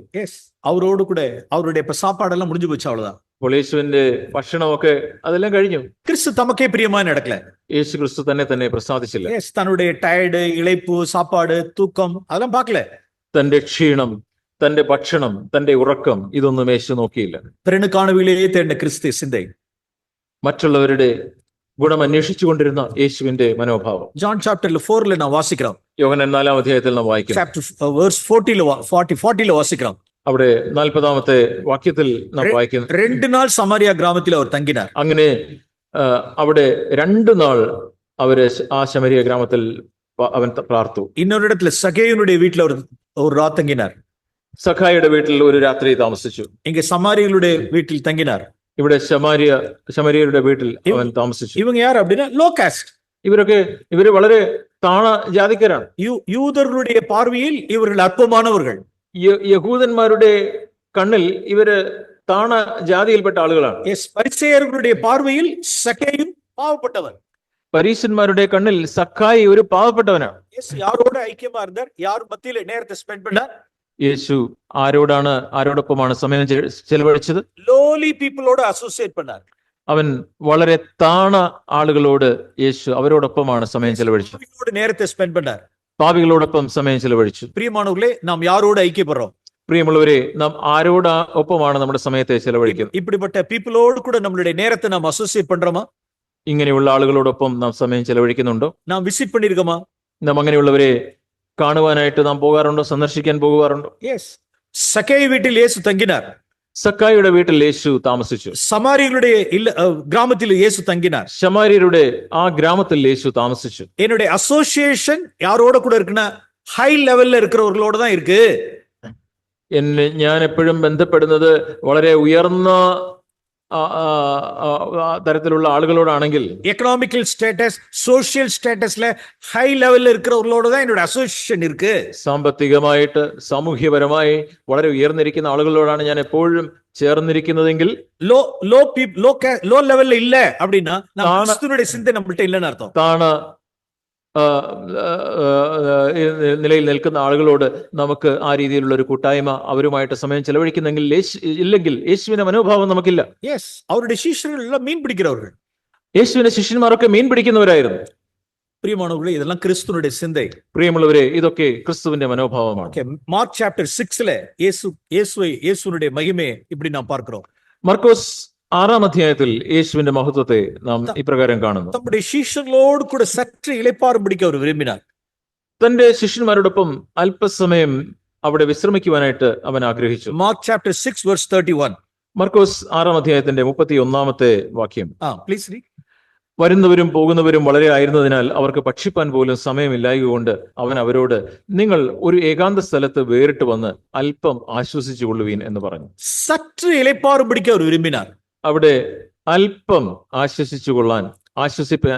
ആശ്വസിക്കാനായിട്ട് യേശു ആഗ്രഹിച്ചു. ஆனால் ஜனங்கள் அவர்களுக்கு முன்னே കൂടി വന്നാர்கள். വാസിക്കറ വേഴ്സ് 33. അവിടെ 33-ാം വാക്യത്തിൽ അങ്ങനെ ഏകാന്ത സ്ഥലത്തേക്ക് പോകുമ്പോൾ തന്നെ പലരും 33-ാം വാക്യത്തിൽ അവര് എല്ലാ പട്ടണങ്ങളിൽ നിന്നും അവിടേക്ക് ഓടി അവിടെ എത്തി. യേശു കരയിൽ വന്ന് അനേക ജനങ്ങളെ കണ്ടവர்கள் മേൽ മനതുരുകിനാർന്ന് വാസിக்கிறோம். തുടർന്ന് നാം വായിക്കുന്നത്, യേശു അവിടെ വന്നപ്പോൾ ഇറങ്ങിയാറെ വലിയ പുരുഷാരത്തെ കണ്ട് അവൻ മനസ്സലിഞ്ഞു എന്ന് നാം വായിക്കും. അവർ തമക്കേ പ്രിയമായി നടക്കല. യേശു തന്നെ പ്രസാദിപ്പിച്ചില്ല. അവരുടെ മേൽ എരിച്ചിലടയില്ല. ആ ആളുകളെ കണ്ടപ്പോൾ യേശു അസ്വസ്ഥനായില്ല. கொஞ்சம் கூட இந்த ஜனங்கள் ரெஸ்ட் எடுக்க விடலையே அப்படின்னு நினைக்கல. അല്പം പോലും ഒന്ന് വിശ്രമിക്കുവാനായിട്ട് ഈ ആളുകൾ എനിക്ക് സമയം തന്നില്ലല്ലോ എന്ന് ചിന്തിച്ചില്ല. വിശേഷമായി നാം സഭയില് പൊറുപ്പാ இருக்கிறவர்கள், പ്രത്യേകിച്ച് സഭയിൽ ഉത്തരവാദിത്തമുള്ള ആളുകൾ, മൂപ്പറുകളായി இருக்கிறவர்கள், ഫെസിലിറ്റേറ്റേഴ്സാ இருக்கிறவர்கள், സഭയിൽ മൂപ്പന്മാരും ഫെസിലിറ്റേറ്റേഴ്സുമായിരിക്കുന്ന ആളുകൾ, நம்மளுடைய நேரத்தை, நம்மளுடைய சௌரியத்தை, நம்மளுடைய இளைப்பை, ரிலாக்ஸேஷன் எல்லா ஜனங்கள் எடுக்கும் பொழுது ஒரு காலம் நாம் எரிச்சல் அடையக்கூடாது. നമ്മുടെ വിശ്രമത്തെ, നമ്മുടെ ആ രീതിയിലുള്ള ക്ഷീണിച്ചിരിക്കുന്ന ഇങ്ങനെയുള്ള പല കാര്യങ്ങൾ, നമ്മുടെ ഈ കാര്യങ്ങളൊക്കെ ആളുകൾ ആ സാഹചര്യത്തിൽ ആളുകൾ വരുമ്പോൾ നാം ഒരിക്കലും അസ്വസ്ഥരാകരുത്. நாம் இங்க வாசிக்கிறோம் லூக் 10ல ലൂക്കോസ് 10-ാം അധ്യായത്തിൽ നാം വായിക്കുന്നു, ஒரு സത്രത്തെ குறித்து സത്രത്താനെ குறித்து നാം വാസിக்கிறோം. അവിടെ ഒരു സത്രക്കാരനെ കുറിച്ച് നാം വായിക്കുന്നു. ഇൻ കീപ്പർ, അവിടെയുള്ള ആ സത്ര നടത്തുന്ന വ്യക്തി. ഓക്കെ, ജീസസ് ഒരു പാരബിള ഒരു ഗുഡ് സമാരിറ്റനെ കുറിച്ച് சொல்றார். അവിടെ ഒരു നല്ല ശമരിയക്കാരന്റെ ഒരു ഉദാഹരണം അവിടെ പറയുകയാണ്. ഇത് ഒരു പാരബിള ജീസസ് சொன்ன വാർത്തകൾ. ഇത് യേശു ക്രിസ്തു ഒരു ഉപമയായിട്ട് പറഞ്ഞ കാര്യങ്ങളാണ്. ഓക്കെ, കള്ളൻ കയ്യിൽ ഒരുത്തൻ അകപ്പെട്ടാൻ, അവിടെ ഒരുവൻ കള്ളന്റെ കയ്യിൽ അവൻ അകപ്പെട്ടു. വേഴ്സ് 31 വാസിക്കണം, ആസാര്യൻ വിലകി പോനാൻ. 31-ാമത്തെ വാക്യത്തിൽ നാം വായിക്കുന്നു, അവിടെ ഒരു പുരോഹിതൻ വന്ന് അവനെ കണ്ടിട്ട് മാറിപ്പോയി. വേഴ്സ് 32 ലേവിയൻ കടന്നു പോനാൻ. ലേവ്യനും അതുപോലെ കണ്ടിട്ട് കടന്നുപോയി. 32-ാം വാക്യം. 33 വസനം. 33-ാം വാക്യം. ഒരു സമാരിയൻ ഒരുവൻ അവനെ കണ്ട് മനതുരുകിനാൻ. ശമര്യക്കാരനോ വഴി പോകുകയിൽ അവനെ കണ്ടിട്ട് മനസ്സലിഞ്ഞ് അരികച്ചു. അവൻ എന്നെല്ലാം തന്നുடைய കാര്യങ്ങളെ കൊടുത്താൻ പറയും. അവൻ എന്തൊക്കെയാണ് ആ ശമര്യക്കാരൻ അവിടെ അവന് കൊടുത്തത് നോക്കുക. ഫസ്റ്റ് അവനുடைய പ്രോഗ്രാം മുതൽ എന്നെ അടിച്ചു പിന്നെ ചേഞ്ച് ആയിடுச்சு. അവന്റെ ഈ ശമര്യക്കാരന്റെ ആ ഒരു പ്രോഗ്രാം പദ്ധതി അത് പെട്ടെന്ന് മാറിപ്പോയി. വേഴ്സ് 35 വാസിக்கிறோம். 35-ാം വാക്യം നോക്കുക. മറുനാളിലെ താൻ പുറപ്പെടും പൊഴുത് அப்படின்னு വാസിக்கிறோம். പിറ്റേന്നാൾ അവൻ പുറപ്പെടുമ്പോൾ എന്നാണ് വായിക്കുന്നത്. യെസ്, അപ്പൊ അവനുடைய ജേർണി അപ്പൊ കട്ട് ആയിடுச்சு. അപ്പോ അന്ന് അവൻ യാത്ര പോവുകയായിരുന്നു, പക്ഷെ അവന്റെ യാത്ര അന്ന് തടസ്സപ്പെട്ടു. അവന് നല്ല സമാരിയൻ, അവനാണ് നല്ല ശമര്യക്കാരൻ. നാം ചില സമയങ്ങളിൽ നമ്മുടെ പ്ലാൻ എല്ലാം കൂടെ മാറും. ചില സമയങ്ങളിൽ നമ്മുടെ പദ്ധതികൾ മാറിപ്പോയേക്കാം. നമ്മുടെ തിരുച്ചഭയ്ക്കാக, നമ്മുടെ ദൈവസഭയ്ക്കായി നാം ഒരു കാര്യത്തെ പ്ലാൻ பண்ணியிருப்போம். ഞാൻ ഒരു കാര്യം ഇങ്ങനെ പ്ലാൻ ചെയ്തിരിക്കുന്നു. ഫാമിലിയാ நான் வெளியில போகணும்னு நினைச்சிருந்திருப்போம். കുടുംബമായിട്ട് എനിക്ക് ഇന്ന സ്ഥലത്ത് പോകണമെന്ന് ചിന്തിക്കുന്നു. നമ്മളുടെ പ്ലാൻ ഒറിജിനൽ പ്ലാൻ, അതായത് ഷെഡ്യൂൾഡ് പ്ലാൻ. നമ്മുടെ നാം ഷെഡ്യൂൾ ചെയ്തിരിക്കുന്ന പദ്ധതി ഈ കുടുംബമായിട്ട് ഇന്ന സ്ഥലത്ത് പോകണം. ആണ് നമ്മളുടെ தேவை, நம்மளுடைய பிரசன்ஸ் சர்ச்சுக்கு தேவைப்படுது அந்த இடத்துல. എന്നാൽ ആ സമയത്ത് നമ്മുടെ സഭയിൽ നമ്മുടെ സാമീപ്യം നാം അവിടെ ഉണ്ടാകണം എന്ന ആവശ്യമുണ്ട്. യെസ്, അത് നിമിത്തമോ നമ്മുടെ പിള്ളേകൾ കൂടെ സഫർ ആവാം. അതുകൊണ്ട് നമ്മുടെ കുഞ്ഞുങ്ങൾക്ക് ഒരുപക്ഷെ പ്രയാസം, ബുദ്ധിമുട്ടുണ്ടായേക്കാം. യെസ്, സഹോദരിമാർ പുരുഷന്മാർകളെ നാം റിലീസ് பண்ணணும். നാം ഭർത്താക്കന്മാരെ നാം ഈ കാര്യങ്ങളിൽ നാം അവരെ സ്വതന്ത്രരായി വിടുക. യെസ്, ചില സഹോദരങ്ങളോട് കൂടെ നാം ഉட்கார்ந்து பேசிட்டு இருப்போம். ചില സഹോദരന്മാരോട് നാം ഒന്നിച്ചിരുന്ന് സംസാരിക്കുന്നു. ஒரு முக்கியமான ஒரு காரியத்துக்காக லேட் நைட்ல 9-10 மணிக்கு மேல ஏதாவது சில காரியங்களை, எல்லா நாளும் இல்ல, சில சமயங்கள் அப்படி நாம் பேசி கொண்டிருப்போம். ഒരു സമയം ചിലപ്പോൾ ഏതോ ഒരു പ്രധാനപ്പെട്ട കാര്യം, അതിനുവേണ്ടി 9 മണി കഴിഞ്ഞു, 10 മണി കഴിഞ്ഞു, സഹോദരന്മാരോടൊപ്പം സംസാരിക്കേണ്ട ഒരു സാഹചര്യം ഉണ്ടായി. ஒரு பிரதர் என்ன பண்ணுவார் அப்படின்னா, ஒரு பிரதர் என்ன பண்ணுவார்னா, இப்படி அந்த போனை வந்து இப்படி வச்சுக்கிட்டு அந்த கால் வரும், இப்படி பாக்கெட்டுக்குள்ள வச்சுக்கிட்டே அதை வந்து இப்படி அழுத்திடுவார், സൗണ്ട് വരാൻ பண்ணிடுவார். അപ്പൊ എനിക്കൊരു സഹോദരനെ അറിയാം. അദ്ദേഹം ഇങ്ങനെ സംസാരിച്ചുകൊണ്ടിരിക്കുമ്പോൾ അദ്ദേഹത്തിന് അറിയാം ഇങ്ങനെ ഫോൺ വന്നുകൊണ്ടിരിക്കും. അപ്പൊ അതുകൊണ്ട് ഈ പോക്കറ്റിന്റെ ഇവിടെ തന്നെ ഫോൺ വെച്ച് ആ കോള് വരുമ്പോൾ കോള് കട്ട് ചെയ്യാനായിട്ട് ഇങ്ങനെ ഞെക്കിക്കൊണ്ടേയിരിക്കും. அப்புறம் ஒரு few minutesல மறுபடியும் கால் வரும். വീണ്ടും ചില മിനിറ്റുകൾ കഴിയുമ്പോൾ വീണ്ടും കോള് വരും. அது மறுபடியும் அது அப்படியே ஆஃப், அப்படியே വീണ്ടും ഇവിടെ താഴെ വെച്ച് അത് ഞെക്കി ഓഫ് ചെയ്യും. நான் கேட்பேன், ഞാൻ ചോദിക്കും, வீட்ல இருந்து கூப்பிடுறாங்களா பாருங்க. അപ്പൊ ഞാൻ പറയും, സഹോദര വീട്ടിൽ നിന്നാണോ വിളിക്കുന്നത്, നോക്കിക്കോ. அதை எடுத்து பார்த்துட்டு ஆமாம் பாரு. ഫോൺ എടുത്തിട്ട് നോക്കിയിട്ട് പറയും, അതെ വീട്ടിൽ നിന്നാണ്. கொஞ்சம் வெளியில போய் என்ன முக்கியமான காரியமா இருக்கும், வெளியில போய் பார்த்துட்டு வாங்க. അത് നിങ്ങളൊന്ന്, ചിലപ്പോൾ എന്തെങ്കിലും പ്രധാനപ്പെട്ട കാര്യമായിരിക്കും, നിങ്ങളൊന്ന് പുറത്തു പോയി അത് എന്താണെന്ന് നോക്കിയിട്ട് വരൂ എന്ന് പറയും. இந்த few minutesல வந்துடுறேன்னு சொல்லுங்க. ഉടനെ ഞാൻ കുറച്ച് സമയം കഴിഞ്ഞിട്ട് വരും എന്ന് പറയൂ. യെസ്, ചില സമയങ്ങളിൽ അത് மாதிரி எல்லாம் நடக்கும். ചില സമയത്ത് അങ്ങനെയൊക്കെയുള്ള കാര്യങ്ങൾ ഉണ്ടായേക്കാം. നാം அந்த நல்ல சமாரியனை நாம் பார்க்கணும். നാം അവിടെ ഈ നല്ല ശമരിയക്കാരനെ നാം കാണണം. பாருங்க, அவனுடைய பிளான், அவனுடைய எங்க ஜேர்னி பண்ணான்னு நினைச்ச அந்த ஜேர்னி பாதியிலே கட் ஆயிடுச்சு. അവൻ എങ്ങോട്ടാണ് യാത്ര പോകാൻ തീരുമാനിച്ചതോ ആ യാത്ര പകുതി വഴിയിൽ അവിടെ നിന്നുപോയി. அவனுடைய சுய வாகனத்தில் அவனை ஏற்றுக்கொண்டான்னு வாசிக்கிறோம். ഇവിടെ ഇതാ തന്റെ സ്വന്തം വാഹനത്തിൽ ഈ ഒരു മുറിവേറ്റവനെ അവൻ കയറ്റിക്കൊണ്ടുപോയി എന്ന് നമ്മോട് വായിക്കുന്നു. அவனுடைய சுய வாகனம் கழுதையா இருக்கும். അവന്റെ സ്വന്തം വാഹനം അത് കഴുതയായിരിക്കും. ஓகே, இன்னைக்கு நம்மளுடைய வாகனம் 4 வீலரா இருக்கும். ഇന്ന് നമ്മുടെ വാഹനം അതൊരു 4 ചക്ര വാഹനമായിരിക്കും. ஓகே, நம்மளுடைய 4 வீலர் இப்ப என்ன செய்யணும் அப்படின்னா, எஸ் இப்படிப்பட்டவர்களுக்கு தான். അപ്പൊ നമ്മുടെ 4 ചക്ര വാഹനം നാം ഉപയോഗിക്കേണ്ടത് ഇങ്ങനെയുള്ള ആളുകൾക്ക് വേണ്ടിയാണ്. യെസ്, ഇവരെ എടുത്തുங்க, അവരെ എടുക്കണം. ഹോസ്പിറ്റലിൽ കൊണ്ടുപോകണം, അழைച്ചിട്ട് പോங்க, എടുത്തിട്ട് പോங்க. ഹോസ്പിറ്റലിൽ കൊണ്ടുപോകണമെങ്കിൽ കൂട്ടിക്കൊണ്ട് പോവുക. Okay, car is available. എപ്പോഴും നിങ്ങൾ ലഭ്യമായിരിക്കുക. என்னுடைய கார் உங்களுக்கு இருக்கு, எடுத்துக்கலாம். എന്റെ കാറ് ഇവിടെ ഉണ്ട്, നിങ്ങൾക്ക് എടുക്കാം. இந்த வீட்டை நீங்க பயன்படுத்திக்கலாம். ഈ വീട് നിങ്ങൾക്ക് ഉപയോഗിക്കാം. എല്ലാം ഉங்களுக்காக தான், സഭയുടെ യൂസ്ക്ക് தான். ഇതെല്ലാം സഭയുടെ ഉപയോഗത്തിനായിട്ടാണ്, നിങ്ങൾക്ക് വേണ്ടിയാണ്. യെസ്, நல்ல சமாரியன் ഇതാണ് നല്ല ശമരിയക്കാരൻ. ஃபர்ஸ்ட் எய்ட் செஞ்சு அவனுக்கு செய்ய வேண்டிய காரியங்களை செஞ்சு அவனை பராமரித்தான்னு வாசிக்கிறோம். ഇവിടെ നാം വായിക്കുന്നത് അവന് ആ ഫസ്റ്റ് എയ്ഡ് പ്രഥമ ശുശ്രൂഷ നൽകുക മാത്രമല്ല, തുടർന്ന് അവനെ ശുശ്രൂഷിക്കുന്നു. அதுக்கப்புறம் இன்னொரு 2 പണത്തെ വേറെ എടുത്തു കൊടുക്കണം. അതിന്റെ അവസാനം അവിടെ 2 വെള്ളിക്കാശ് എടുത്ത് കൊടുക്കുന്നു എന്ന് കൂടെ നാം കാണുന്നു. சத்திரத்தான் கையில் என்ன சொல்றான் அப்படின்னா, എന്നിട്ട് വഴിയമ്പലക്കാരനോട് എന്താണ് പറയുന്നത്? നീ ഇവനെ വിസാരിത്തുകൊள், നീ ഇവനെ രക്ഷ ചെയ്യണം. அதிகமாய் ஏதாகிலும் இவனுக்காய் செலவழித்தால், അധികം വല്ലതും ചെലവിട്ടാൽ. அப்ப அந்த இன்கீப்பர் அந்த சத்திரத்தானை குறித்து சொல்லும் பொழுது இன்னும் நீ அதிகமாய் நீ செலவழித்தால் அப்படின்னு வாசிக்கிறோம். ഇവിടെ ആ വഴിയമ്പലക്കാരനോട് പറയുമ്പോൾ ഇനിയും അധികമായി വല്ലതും ചെലവിട്ടാൽ എന്നാണ് പറയുന്നത്. ஓகே, நான் உனக்கு எவ்வளவு செஞ்சிருக்கேன், ഞാൻ ഇത്രയും ചെയ്തിട്ടുണ്ട്, 2 பணத்தையும் கொடுத்திருக்கேன், ഞാൻ രണ്ട് വെള്ളിക്കാശും തന്നിട്ടുണ്ട്, எஸ் பராமரிச்சுக்க, അവനെ ശുശ്രൂഷിച്ചു, இதுக்கு அதிகமாய் செலவழித்தால் நான் போயிட்டு திரும்பி நான் வரும்பொழுது உனக்கு நான் செலுத்திடுவேன். ഞാൻ ഇതിനധികം വേറെ എന്തെങ്കിലും ചെലവായിട്ടുണ്ടെങ്കിൽ ഞാൻ പോയി വരുമ്പോൾ ഞാൻ തരാം. Praise Lord. இல்ல என்ன என்ன எப்படிப்பட்ட நல்ல சமாரியன். ഇത് ദൈവത്തിന് സ്തോത്രം. എത്ര നല്ല മനസ്സുള്ള ഒരു നല്ല ശമരിയക്കാരനാണ്. அப்ப நல்ல சத்திரம் அப்படின்னா, நல்ல சத்திரம், சத்திரத்தான் அந்த இன்கீப்பர் அப்படின்னா செலவழிக்கிறவன். അങ്ങനെയുള്ള ഈ നല്ല ഒരു സത്രക്കാരൻ എന്ന് പറയുന്നത് അവൻ ചെലവഴിക്കുന്നവനാണ്, ചെലവാക്കുന്നവനാണ്. தன்னுடையதெல்லாம் செலவு பண்ணுகிறவன். അവൻ തനിക്കുള്ളതൊക്കെ ചെലവ് ചെയ്യുന്നവനാണ്. தன்னுடைய வீட்டை, തന്റെ വീട്, தன்னுடைய உறக்கம், തന്റെ ഉറക്കം, தன்னுடைய சாப்பாடு, തന്റെ ഭക്ഷണം, தன்னுடைய காரியங்கள், உடைமைகள் சகலத்தையும், തന്റെ വസ്തുവകകൾ ഒക്കെ. இதான் கிறிஸ்துவனுடைய சிந்தை. பிரியமானவர்களே, പ്രിയമുള്ളവരെ, ഇതാണ് ക്രിസ്തുവിന്റെ മനസ്സ്. நாம் செலவு பண்ணுகிறவர்களாய் நாம் இருப்போம்.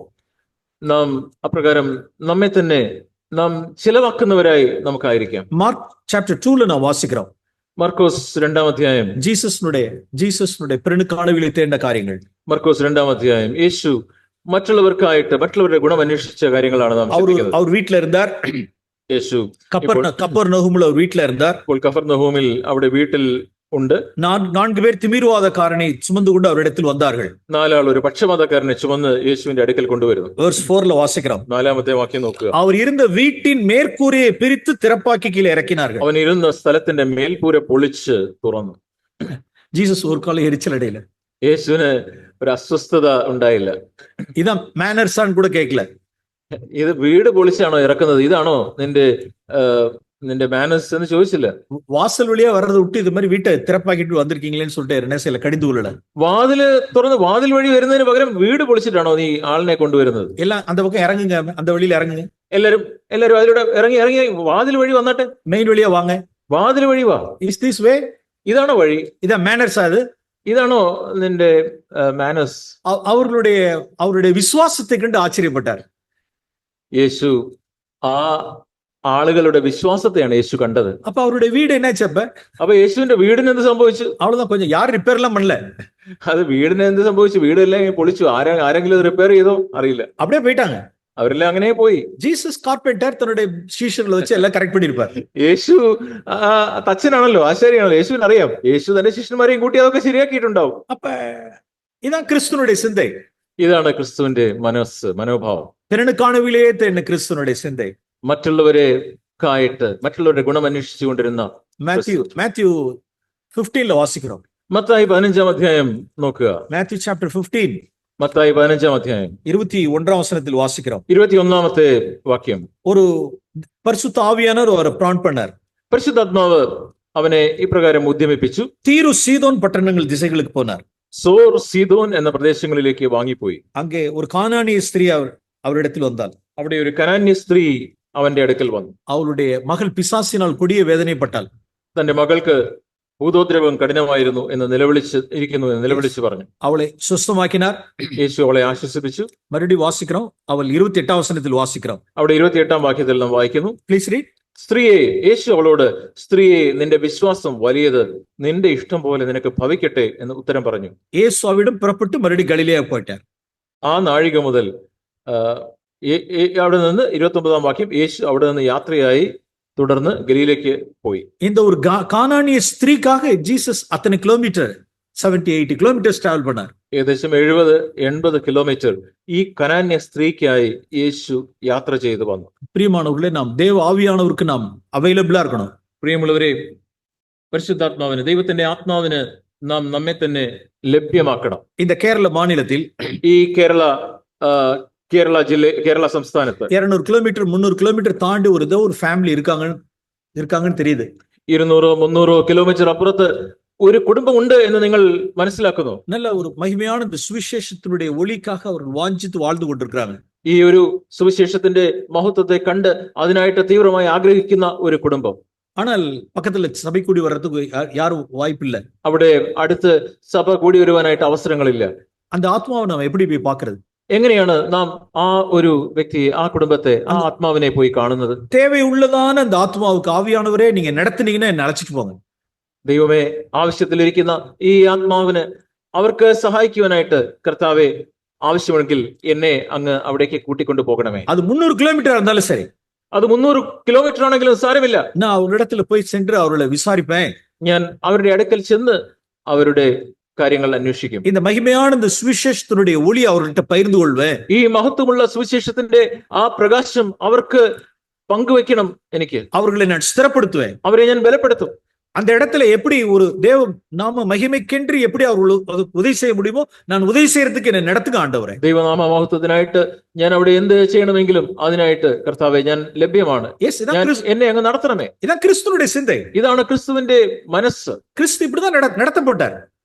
ക്രിസ്തു ഇപ്രകാരമാണ് താൻ നടത്തപ്പെട്ടത്. கானானிய ஸ்திரீக்காக 80 கிலோமீட்டர் டிராவல் பண்ணுவாரானால், കനാന്യ സ്ത്രീക്കായി 80 കിലോമീറ്റർ അവൻ ആ രീതിയിൽ യാത്ര ചെയ്യണമെങ്കിൽ, கிறிஸ்து இயேசுவே என்னை நீங்க நடத்துவீரானால் நான் அப்படி செல்றேன். ക്രിസ്തു യേശുവേ എന്നെ അങ്ങ് ഈ രീതിയിൽ എന്നെ നയിക്കുമെങ്കിൽ ഞാൻ അതിന് പോകാൻ സന്നദ്ധയാണ് എന്ന് നിങ്ങൾ പറയുക. Psalm 106ல ஒரு அருமையான Psalm 101 6 verse ஒரு promise ஒன்னு இருக்கு.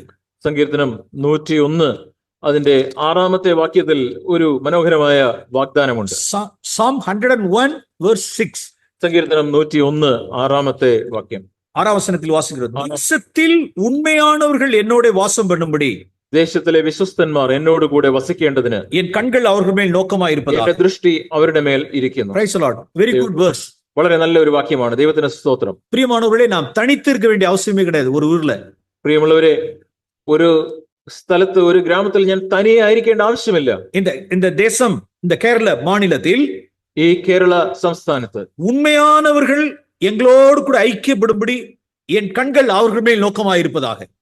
ഈ കേരളത്തിൽ ഈ സത്യങ്ങളെ ആഗ്രഹിക്കുന്ന ആളുകളുടെ അടുക്കിലേക്ക് എന്റെ കണ്ണുകളെ കർത്താവെ, എന്റെ ദൃഷ്ടി അവരുടെ മേലിരിക്കട്ടെ. ഉത്തമமான വഴിയിൽ നടക്കുന്നവர்கள் ആண்டവരേ എങ്ങളെ സേവിക്കട്ടെ.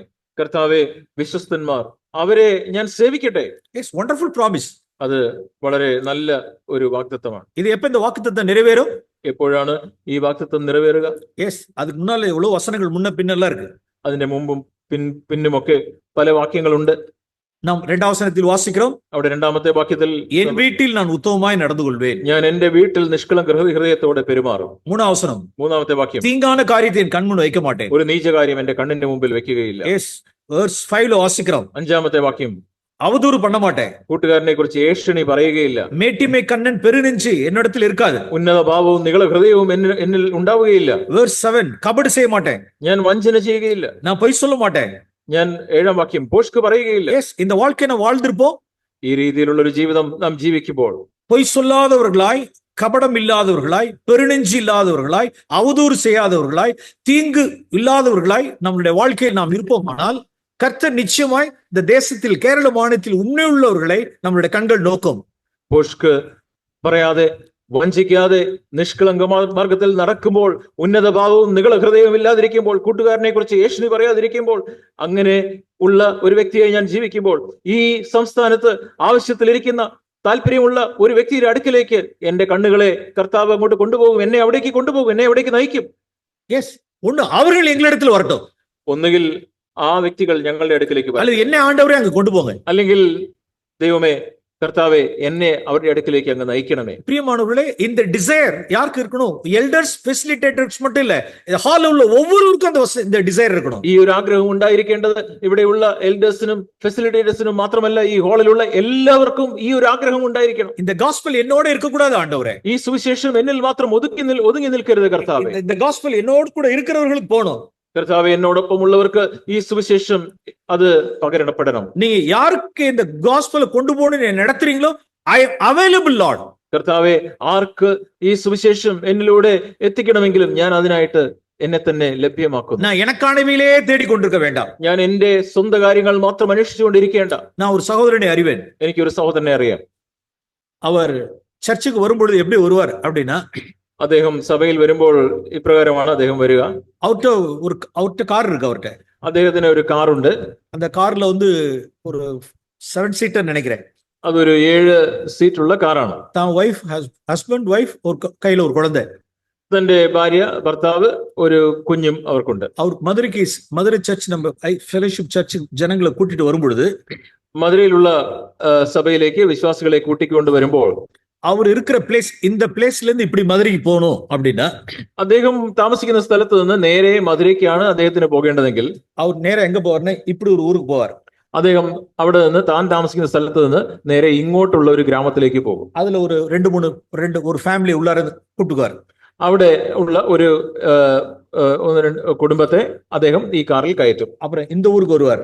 അത് കഴിഞ്ഞ് അവിടെ നിന്ന് ഈ ഒരു ഗ്രാമത്തിലേക്ക് പോകും. அதுல உள்ள 2 பேரை அழைச்சுக்குவார். അവിടെ നിന്ന് 2 പേരെ കൂട്ടും.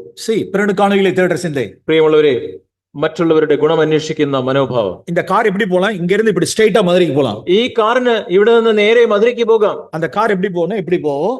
ആ കാർ എങ്ങനെയാണ് പോകുന്നത്? ഇങ്ങോട്ട് പോകും, இப்படி போகும் மதுரைக்கு. അങ്ങനെ പോയി അവിടെ നിന്നാണ് മധുരയ്ക്ക് പോകുന്നത്. இப்ப திரும்ப எல்லாத்தையும் கொண்டு போய் டிராப் பண்ணணும். இப்ப അവസാനം ഇത് കഴിഞ്ഞ്, മീറ്റിംഗ് കഴിഞ്ഞ് എല്ലാവരെയും തിരിച്ചു കൊണ്ടുപോയി ഡ്രോപ്പ് ചെയ്യണം. அந்த ஃபேமிலியை டிராப் பண்ணிட்டு, ആദ്യം ഈ കുടുംബത്തെ ഡ്രോപ്പ് ചെയ്ത്, அந்த ஃபேமிலியை டிராப் பண்ணிட்டு, ഈ ഫാമിലിയെ ഡ്രോപ്പ് ചെയ്ത് இன்னைக்கு மறுபடியும் தான் இடத்துக்கு வருவார். അതിനെ തുടർന്ന് ഇവിടെ തിരിച്ചു വരും. இன்னைக்கு அந்த பிளேஸ்ல ஒரு சபை ஸ்தாபிக்கப்பட்டிருக்கிறது. ഇന്ന് ആ വ്യക്തിയുള്ള ആ ഒരു സ്ഥലത്ത് ഒരു സഭ സ്ഥാപിക്കപ്പെട്ടിരിക്കുന്നു. தனக்கானதை தேடாதபடிக்கு பிறனுக்கானவைகளை தேடுகிற சிந்தை. തന്റെ സ്വന്തം ഗുണം അന്വേഷിക്കാതെ മറ്റുള്ളവരുടെ ഗുണം അന്വേഷിക്കുന്ന ആ ഒരു ചിന്ത. என்னுடைய 4 வீலர் எல்லாம் அதான். എന്റെ 4 ചക്ര വാഹനത്തിന്റെ ഉപയോഗം അതാണ്. அதுக்குண்டான ஃபியூவல் எல்லாம் கிறிஸ்துவுக்காக. അതിനുവേണ്ടി ഞാൻ ചെലവാക്കുന്ന ആ പെട്രോൾ എല്ലാം, நான் എല്ലാം അത് ക്രിസ്തുവിനാകെ. செலவு பண்ணுகிறவன். ഞാൻ ചെലവാക്കുന്നവനാണ്. சத்திரத்தான் அப்படின்னா செலவு பண்ணுகிறவன். ആ വഴിയമ്പലക്കാരൻ എന്നാൽ ചെലവ് ആക്കുന്നവനാണ്. இங்க டிராவல் பண்ணி போயிட்டு நைட்டு தான் வீட்டுக்கு போக முடியும். ഇങ്ങനെ യാത്ര ചെയ്ത്, അങ്ങനെ യാത്ര ചെയ്ത് രാത്രിയാണ് വീട്ടിൽ തിരിച്ചെത്തുക. വാസിக்கிறோം பாருங்க, verse 6ல. അവിടെ 6ാമത്തെ വാക്യം. Wonderful promise. അത് വളരെ മനോഹരമായ ഒരു വാഗ്ദത്തമാണ്. ദേശത്തിൽ ഉണ്മയാனவர்கள் എന്നോട് വാസം பண்ணும்படி എൻ കണ്ണുകൾ അവர்கள் നോക്കമായിരിപ്പதாக. ദേശത്തിലെ വിശ്വസ്തന്മാർ എന്നോട് കൂടെ അവർ വസിക്കേണ്ടതിന് എന്റെ ദൃഷ്ടി അവരുടെ മേൽ ഇരിക്കുന്നു. அதுக்கு நாம் இந்த வெர்சஸ்ல நம்மளுடைய லைஃப்ல பார்ட்டா பங்கா இருக்கணும். அதெல்லாம் അതിനായിട്ട് ഈ മുമ്പും പിമ്പും നാം വായിച്ച ആ വാക്യങ്ങൾ നമ്മുടെ ജീവിതത്തിന്റെ ഭാഗമാക്കേണ്ടിയിരിക്കും. ക്രിസ്തുവിന്റെ ചിന്ത, ക്രിസ്തുവിന്റെ മനസ്സ്. 80 കിലോമീറ്റർ ട്രാവൽ പെട്ട് വന്നാർ ഒരു ഫാമിലി, ഒരു കുടുംബത്തിനായിട്ട് 80 കിലോമീറ്റർ യാത്ര ചെയ്ത് പോയ ക്രിസ്തു. ഓക്കേ, കടസിയായി ഒരു ചില വസനത്തിൽ അവസാനമായിട്ട് ചില വാക്യങ്ങൾ കൂടെ ഞാൻ 2 Corinthians chapter 12. 2 കൊരിന്ത്യർ 12ാം അധ്യായം. പാലെ കുറിച്ച് നാം വാസിக்கிறோம். 2 Corinthians chapter 12. 2 കൊരിന്ത്യർ 12ാം അധ്യായം പൗലോസിനെ കുറിച്ച് നാം വായിക്കുന്നു. இந்த verse இங்கதான் அவர் சொல்றார் 12வது வசனத்தில், verse 15. 12ാം അധ്യായത്തിന്റെ 15ാമത്തെ വാക്യം. ഞാൻ അതിസന്തോഷത്തോടെ നിങ്ങളുടെ ജീവന് വേണ്ടി ചെലവിടുകയും ചെലവായി പോവുകയും ചെയ്യും. ഞാൻ നിങ്ങളെ അധികമായി സ്നേഹിച്ചാൽ നിങ്ങൾ എന്നെ അല്പമായി സ്നേഹിക്കുന്നുവോ? அதாவது சில சமயங்களில் நாம் எதெல்லாம் நம்ம சீக்கிரமா எதை இழந்துட முடியும் அப்படின்னா, நம்மளுடைய தூக்கத்தை இழந்துட முடியும்.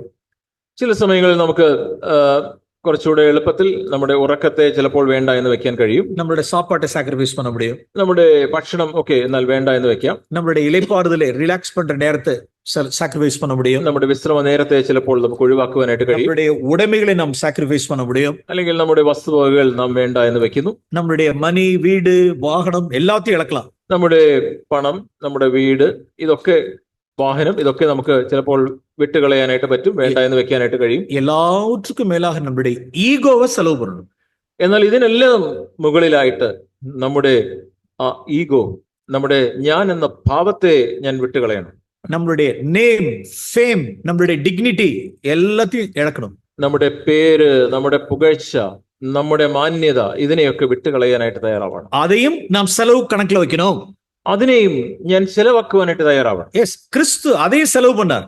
ക്രിസ്തു അതും ചെലവ് ചെയ്തവനാണ്. பால் அதையும் செலவு செய்தார். പൗലോസ് അതും ചെലവ് ചെയ്തവനാണ്. verse 16ல വാസിக்கிறோம்.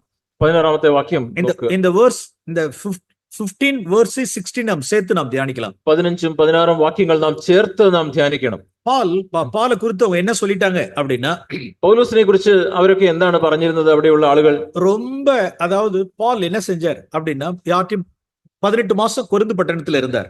പൗലോസ് 18 മാസം കൊരിന്ത്യയിൽ അവിടെ കൊരിന്ത് പട്ടണത്തിൽ താമസിച്ചു. இலவசமாய் காஸ்பல் கொடுத்தார். അവിടെ അവൻ ഫ്രീ ആയിട്ട് ഒരു പണവും വാങ്ങാതെയാണ് സുവിശേഷം അവർക്ക് കൊടുത്തത്. 18 மாதம் அங்க சர்வ் பண்ணவர் பணம் கையில யார்ட்டையும் பைசா வாங்கல. 18 മാസം അവിടെ അവൻ അവരെ ശുശ്രൂഷിച്ചു, പക്ഷെ ആരോടും പണം വാങ്ങിയില്ല. அந்த നാட்കളിலே കള്ള ക്രിസ്തുക്കളും കള്ള ഊഴിയക്കാരകളും കള്ള അപ്പോസ്തലരും இருந்தார்கள். ആ കാലഘട്ടത്തിൽ തന്നെ കള്ള വേലക്കാരും കള്ള ക്രിസ്തുക്കളും ഇങ്ങനെയുള്ള കള്ള ആളുകൾ ഉണ്ടായിരുന്നു. இப்படிப்பட்ட கள்ள ஊழியக்காரர்களுக்கு இடம் இல்லாமல் இருக்கத்தக்கதாக ஒரு ஃப்ரீயா காஸ்பல் கொடுத்தார். ഇങ്ങനെയുള്ള ഈ കള്ള പ്രവർത്തകർക്ക്, കള്ള സുവിശേഷ പ്രവർത്തകർക്ക് ഒരു ഇടമുണ്ടാകരുത് എന്ന ബോധ്യത്തിൽ പൗലോസ് അവിടെ ഇളവശമായി ഫ്രീ ആയിട്ടാണ് അവർക്ക് സുവിശേഷം കൊടുത്തത്. அந்த நாட்கள் எப்படி பேச்சு இருக்கும், டாக் எப்படி இருக்கும் அந்த நாட்கள்ல? ആ നാളുകളിൽ ഉണ്ടായിരുന്ന സംസാരം എങ്ങനെയാണ്? ஏன் பிரதர், நீங்க எல்லாம் வந்து பணம் கலெக்ட் பண்றீங்கல்ல, பால் அப்போஸ்தலனை போறீங்களா, பணம் வாங்குறது இல்ல பாருங்க. നിങ്ങളൊക്കെ പണം വാങ്ങിയാണ് ഇവിടെ ഈ മിനിസ്ട്രി ചെയ്യുന്നത്, ശുശ്രൂഷ ചെയ്യുന്നതല്ലേ? ഇവിടെ നിങ്ങൾ നോക്ക്, പൗലോസ് അദ്ദേഹം പണമൊന്നും വാങ്ങുന്നില്ലല്ലോ. சொந்த கைகளினால் வேலை செய்து அவர் மினிஸ்ட்ரி செய்றார். അവൻ സ്വന്തം കൈകൊണ്ട് ജോലി ചെയ്തിട്ടാണ് അവൻ ഈ ശുശ്രൂഷ ചെയ്യുന്നത്. எஸ், இதுதான் அவருடைய அந்த சாட்சியை அவர் வைத்திருந்தார். അങ്ങനെ പൗലോസിന് അവിടെ ഒരു സാക്ഷ്യം അവന് ഉണ്ടായിരുന്നു. இப்ப என்ன நடந்தது என்றால், അവിടെ എന്താണ് സംഭവിച്ചത്? சர்ச்சில் ஒரு கலெக்ஷன் உண்டாகுது, மணி கலெக்ஷன் ஆகுது. ഇപ്പോ സഭയില് അവിടെ ഒരു പണത്തിന്റെ കളക്ഷൻ, പണം അവര് കളക്ഷൻ എടുക്കുകയാണ്. யாருக்காக அப்படின்னா, உபத்திரவப்படுகிறவர்களுக்கு உதவி செய்யும்படிக்கு ஒரு மணி கலெக்ஷன் உண்டாகுது. അവിടെ വളരെ പ്രയാസപ്പെടുന്ന ആളുകൾക്കായിട്ട് അവിടെ ഒരു പണത്തിന്റെ കളക്ഷൻ എടുക്കുകയാണ്. ചാപ്റ്റർ 8ல വാസിக்கிறோம். അത് നാം 8ാമത്തെ അധ്യായത്തിൽ നാം വായിക്കുന്നു. 2 Corinthians chapter 8, 2 കൊരിന്ത്യർ 8ാം അധ്യായം verse 6ல വാസിக்கிறோம். അവിടെ 6ാം വാക്യത്തിൽ നാം വായിക്കുന്നു, തീത്തു இந்த தர்ம காரியத்தை உங்களிடத்தில் தொடங்கினான். തീത്തോസ് ഈ ധർമ്മശേഖരം നിങ്ങളുടെ ഇടയിൽ ആരംഭിച്ചു. verse 16ல வாசிக்கிறோம். 16ാം വാക്യത്തിൽ നാം വായിക്കുന്നു, தீத்துவின் இருதயத்தில் இந்த யோசனை உண்டானதுக்கு கர்த்தருக்கு ஸ்தோத்திரம். തീത്തോസിന്റെ ഹൃദയത്തിൽ ഈ ജാഗ്രത നൽകിയ ദൈവത്തിന് സ്തോത്രം. ஓகே, இந்த தர்ம காரியத்தை தீத்து செய்தார். ഈ ഒരു ധർമ്മ കാര്യം അത് തീത്തോസ് ചെയ്യുന്നു. இப்ப என்ன செஞ்சு வச்சாங்க, அந்த பணத்தை എന്നിട്ട് തുടർന്ന് എന്താണ് ചെയ്യുന്നത്? ഈ പണത്തെ verse 22ல വാസിக்கிறோം. അവിടെ നാം 22ാം വാക്യത്തിൽ വായിക്കുന്നു, ഞങ്ങൾ പലതിലും പലപ്പോഴും ശോധന ചെയ്ത് ഉത്സാഹിയായി കണ്ടും ഇപ്പോഴോ തനിക്ക് നിങ്ങളെക്കുറിച്ച് ധൈര്യം പെരുകിയാൽ അത്യുത്സാഹിയുമായിരിക്കുന്ന നമ്മുടെ സഹോദരനെയും അവരോട് കൂടെ അയച്ചിരിക്കുന്നു. 23 തീത്തോസ് എനിക്ക് കൂട്ടാളിയും നിങ്ങൾക്കായിട്ട് കൂട്ടുവേലക്കാരനും ആകുന്നു. നമ്മുടെ സഹോദരന്മാർ സഭകളുടെ ദൂതന്മാരും ക്രിസ്തുവിനും മഹത്വവും തന്നെ. ഓക്കെ, இந்த பணத்தை verse 20ல கூட வாசிக்கிறோம்.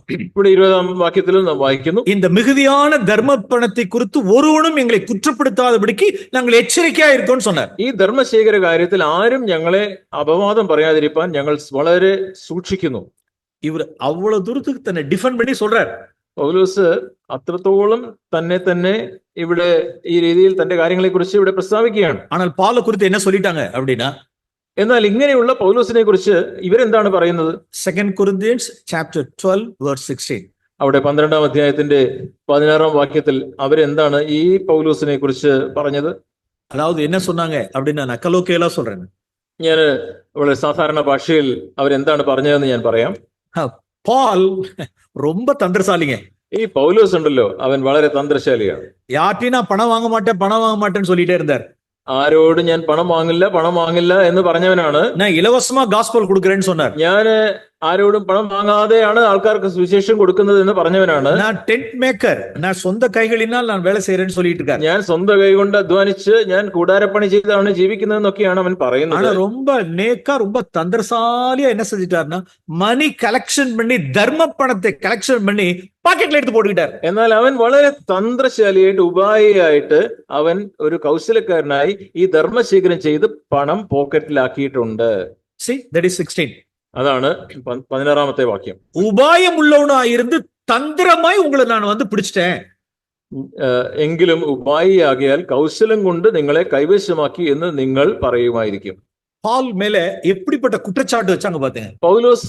പൗലോസിനെതിരെ അവരെ ഏത് രീതിയിലാണ് അവരവനെ കുറ്റം പറഞ്ഞത് നോക്കുക. പണത്തിൽ അவ்வளவு ഉണ്മ ഉള്ളവർ. ഇവൻ പണത്തിന്റെ കാര്യത്തിൽ വളരെയധികം വിശ്വസ്തനാണ്, സത്യസന്ധനാണ്. ധർമ്മ കാര്യത്തിൽ അவ்வளவு എച്ചരിക്കയാ இருந்திருக்கிறார். ധർമ്മശേഖരത്തിൽ വളരെയധികം ജാഗ്രതയോടാണ് കാര്യങ്ങൾ ചെയ്തത്. ஆனால் കള്ള സഹോദരങ്ങൾ என்ன சொன்னாங்க அப்படின்னா, എന്നാൽ അവിടെ ഉണ്ടായിരുന്ന കള്ള സഹോദരന്മാർ അവരെന്താണ് ചെയ്തത്, എന്താണ് പറഞ്ഞത്? ரொம்ப തന്ത്രമായി ഉപായം ഉള്ളവനായി ഇருந்து പണത്തെ കളക്ട് பண்ணி പാക്കറ്റിൽ പോட்டுக்கிட்டான். അവൻ കൗശലം കൊണ്ട് ഉപായിയായിട്ട് അവൻ ധർമ്മശേഖരം ചെയ്ത് പണം പോക്കറ്റിലാക്കി എന്ന് പറയും. ഇപ്പൊ വേഴ്സ് 15 വാസിപ്പோமா? ഇപ്പൊ വേഴ്സ് 15. അതിനെ തുടർന്ന് 15ാമത്തെ വാക്യം നിങ്ങൾ വായിക്കുക. ஆண்டவரே, இந்த கொரிந்தியருக்கு இன்னும் செலவு பண்ணுவேன்னு சொல்றேன். എന്നിട്ട് ഈ കൊരിന്ത്യർക്ക് വേണ്ടി ഞാൻ അതിസന്തോഷത്തോടെ നിങ്ങൾക്ക് വേണ്ടി ചെലവിടുകയും ചെലവായി പോവുകയും ഇനിയും ഞാൻ ചെലവാകുവാൻ ഞാൻ തയ്യാറാണ് എന്നാണ് പൗലോസ്. மிகவும் சந்தோஷமாய் நான் செலவு பண்ணுவேன். ഞാൻ വളരെ സന്തോഷത്തോടെ, അതിസന്തോഷത്തോടെ നിങ്ങൾക്ക് വേണ്ടി ചെലവിടുകയും ചെലവായി പോവുകയും ചെയ്യും. இதான் கிறிஸ்துவனுடைய சிந்தை. ഇതാണ് ക്രിസ്തുവിന്റെ മനസ്സ്. நீங்க என்ன நீங்க குற்றப்படுத்திட்டீங்கல்ல, നിങ്ങൾ എന്നെ കുറ്റപ്പെടുത്തിയല്ലേ, உங்களுடைய இருதயம் நேரவாயிடுச்சுல, നിങ്ങളുടെ ഹൃദയം ഇപ്പോൾ ഇടുങ്ങിയല്ലേ, ഓക്കെ, ഞാൻ ഹൃദയത്തെ അടച്ചിக்கிறேன் அப்படின்னு சொல்லிட்டு അടച്ചിക്കல. ഞാൻ അതുകൊണ്ട് എന്റെ ഹൃദയത്തെ അടയ്ക്കുന്നു, ഞാൻ നിങ്ങൾക്ക് വേണ്ടി ഇനി ചെലവിടാൻ പോകുന്നില്ല എന്നല്ല പൗലോസ് പറഞ്ഞത്. இப்படிப்பட்ட சூழ்நிலைகளில் அங்க என்ன நடந்துச்சு அப்படின்னா, பிரெட் பிரேக்கிங் டைம்ல நிறைய டெத் எல்லாம் நடந்துச்சு. ഇങ്ങനെയുള്ള ഈ ഒരു സാഹചര്യങ്ങളിലാണ് അവിടെ ആ കൊരിന്ത് സഭയിൽ അപ്പം നുറുക്കുന്ന സമയത്തൊക്കെ ചില മരണങ്ങളൊക്കെ സംഭവിച്ചത്. അനേകർ മരിത്താர்கள், അനേകർ മരിച്ചു, അനേകർ വ്യാധിപ്പെട്ടാர்கள், അനേകർ അവിടെ രോഗം പിടിപെട്ടവരായി തീർന്നു, അനേകർ ബലവീനമാனார்கள், അനേകർ അവിടെ ബലഹീനരായി തീർന്നു. പാൽ ഇത് കേൾവിപ്പെട്ടാർ. പൗലോസ് ഇതൊക്കെ കേട്ടു. ഇത് என்ன bread breaking service, communion service பிறகு இது மாதிரி நடந்துகிட்டே இருக்குங்கிறது கண்டுபிடிச்சிட்டார். എന്തുകൊണ്ടാണ് ഇങ്ങനെ അപ്പം നുറുക്കിയ ശേഷം വീണ്ടും വീണ്ടും ഇങ്ങനെ മരണവും രോഗവും ഒക്കെ ഉണ്ടാവുന്നത് എന്ന് പൗലോസ് അതിന്റെ കാരണം കണ്ടെത്തി. பால் என்ன செய்யலன்னா அவருடைய வீழ்ச்சியில சந்தோஷப்படல. പൗലോസ് അവരുടെ തോൽവിയിൽ പൗലോസ് സന്തോഷിക്കുകയല്ല ചെയ്തത്. എന്നെ ന്യായം തിരുത്തിങ്ങല്ലേ, നിങ്ങൾ എന്നെ കുറിച്ച് ഇങ്ങനെ പറഞ്ഞു അല്ലേ, நான் பண விஷயத்துல எவ்வளவு யோக்கியமா இருக்கேன், ഞാൻ പണകാര്യങ്ങളിൽ എത്ര വിശ്വസ്തനാണ്, സത്യസന്ധനാണ്, என்ன உபாயம் உள்ளவனாயிருந்து தந்திரമായി நான் പണത്തെ പോட்டுக்கிட்டேன்னு சொன்னீங்கல்ல, ഞാൻ കൗശലക്കാരനാണെന്നും ഉപായമായിട്ട് ധർമ്മശേഖരത്തെ ഞാൻ അടിച്ചു മാറ്റിയെന്ന് നിങ്ങൾ പറഞ്ഞില്ലേ. ഇപ്പൊ ബ്രെഡ് ബേക്കിംഗ് അപ്പുറം ഉളുന്നീங்களா? ഇപ്പോൾ ഈ അപ്പം നുറുക്കി കഴിഞ്ഞപ്പോ നിങ്ങൾക്ക് മനസ്സിലായോ? കണ്ടോ? വ്യാധിപ്പെട്ടീங்களா? കണ്ടോ? നിങ്ങൾക്ക് രോഗം പിടിച്ചത് കണ്ടോ? മരിച്ചീங்களா? മരിച്ചത് കണ്ടോ? സാവുங்கடா. അങ്ങനെ മരിക്കട്ടെ. സാവുടാ. നീ അങ്ങനെ മരിക്കട്ടെ. എന്നെ ന്യായം തിരുത്തല്ലേ, എന്നെ നിങ്ങൾ കുറ്റപ്പെടുത്തിയില്ലേ, സാവുങ്ങ, നിങ്ങൾ മരിക്കട്ടെ. ഇതല്ല പൗലോസിന്റെ മനോഭാവം. പാലിനുடைய சிந்தை அப்படி இல்ல. പൗലോസിന്റെ മനോഭാവം അതല്ല. எப்பா பிரெட் பேக்கிங் உங்களை ന്യായം തിരുത്തുங்கப்பா. നിങ്ങൾ അപ്പം നുറുക്കുമ്പോൾ പ്രിയമുള്ളവരെ, നിങ്ങൾ നിങ്ങളെ തന്നെ ന്യായം വിധിക്കുക. ന്യായം തീർക്കാമ ബ്രെഡ് ബേക്ക് பண்ணாதீங்க. നിങ്ങൾ നിങ്ങളെ നിങ്ങളെ തന്നെ ശോധന ചെയ്യാതെ ഈ അപ്പത്തിലും വീഞ്ഞിലും നിങ്ങൾ പങ്കാളികളാകരുത്. ഏൻ മരിക്കണോ? എന്തുകൊണ്ടാണ് നിങ്ങൾ അങ്ങനെ മരിക്കരുത്? ഏൻ വ്യാധി പണ്ണോ? എന്തുകൊണ്ടാണ് നിങ്ങൾക്ക് അങ്ങനെ രോഗം പിടിപെടരുത്? ഏൻ വീക്ക് ആവണോ? നിങ്ങൾ ബലഹീനരാകരുത്. ഉങ്ങളെ ജഡ്ജ് பண்ணீங்க. നിങ്ങൾ നിങ്ങളെ തന്നെ ശോധന ചെയ്യുക. അത് அப்படிதான் ப்ளீட் பண்ணார். He pleaded to them. അങ്ങനെ അവരോട് അവൻ അപേക്ഷിക്കുകയാണ്. He didn't rejoice. അവൻ അവരുടെ തോൽവിയിൽ, അവരുടെ നഷ്ടത്തിൽ അവൻ സന്തോഷിക്കുകയല്ല ചെയ്തു. ഇതാണ് പൗലോസ്. செலவு பண்ணப்படவும் விரும்புகிறேன் அப்படின்னார். ചെലവിടുകയും ചെലവാക്കപ്പെടുകയും ചെയ്യുവാൻ മനസ്സുള്ളവൻ. ഇതാണ് ക്രിസ്തുവിന്റെ ചിന്ത. ഇതാണ് ക്രിസ്തുവിന്റെ മനോഭാവം. പെരുണക്കാണവികളെ നോക്കുക ചിന്ത. മറ്റുള്ളവരുടെ ഗുണം മാത്രം അന്വേഷിക്കുന്ന മനോഭാവം. இந்த கிறிஸ்துவினுடைய மகிமை நாம் கொப்பாய் நாம் மாறும். ഈ ക്രിസ്തുവിന്റെ മഹത്വത്തിന് അതിനൊത്തവണ്ണം നമുക്ക് മാറാം. നമുക്ക് പ്രാർത്ഥിക്കാം. പരിശുദ്ധ പിതാവേ, തുതിக்கிறோம். പരിശുദ്ധ പിതാവേ, ഞങ്ങൾ അങ്ങയെ സ്തുതിക്കുന്നു. നമ്മുടെ തിരുക്കുമാരനായ യേശു ക്രിസ്തുവിന്റെ മഹിമയ്ക്കാக സ്തോത്രം. അങ്ങയുടെ പുത്രനായ യേശു ക്രിസ്തുവിന്റെ മഹത്വത്തിനായിട്ട് ഞങ്ങൾ അങ്ങയെ സ്തുതിക്കുന്നു. തമക്കേ പ്രിയമായി നടവാമൽ പിറർക്ക് ഭക്തി വൃത്തി ഉണ്ടാകുമ്പടി പിറരുടെ നന്മയെ തേടിന ക്രിസ്തുക്കാக സ്തോത്രം. തന്നെ പ്രസാദിപ്പിക്കാതെ മറ്റുള്ളവരുടെ ഗുണത്തിനായി ജീവിച്ച ക്രിസ്തുവിന്റെ മഹത്വത്തിനായി ഞങ്ങൾ അങ്ങേക്ക് ക്രിസ്തുവും പൗലും ചെലവ് പണ്ണത് പോലെ ഞങ്ങൾ ചെലവ് പണിട്ടോം. ക്രിസ്തുവും പൗലോസും ചെലവ് ചെയ്തതുപോലെ ഞങ്ങളും ചെലവ് ചെയ്യട്ടെ. യേശുവിൻ നാമത്തിൽ ജപിக்கிறோம் പിതാവേ. യേശുവിന്റെ നാമത്തിൽ ഞങ്ങൾ പ്രാർത്ഥിക്കുന്നു. ആമേൻ. ആമേൻ.